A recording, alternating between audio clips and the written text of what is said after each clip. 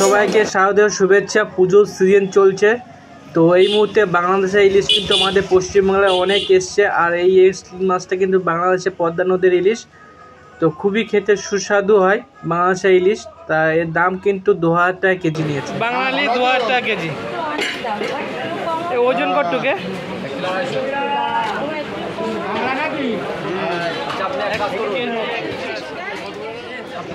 বাংলাদেশের যে অন্তর্বর্তী সরকার এখন চলছে ডক্টর ইউনূসের নেতৃত্বে, তো ভারতবর্ষের ইলিশ মাছ দেওয়া বন্ধ করে দিয়েছিল, কিন্তু সেই দুর্গাপুজো উৎসবের সেই কারণেই কিন্তু আবার পুনরায় চালু করলো ইলিশ মাছ রপ্তানি।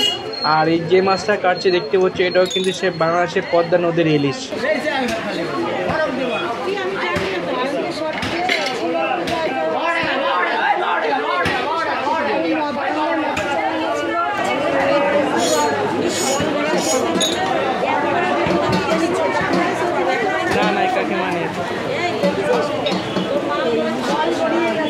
বাংলাদেশে ইলিশ 2000 টাকা কেজি, বেশি টেস্ট হবে।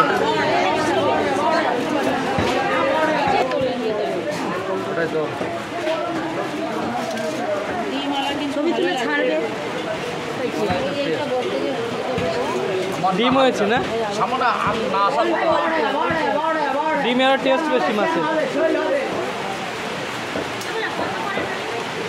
কি 2000 টাকা।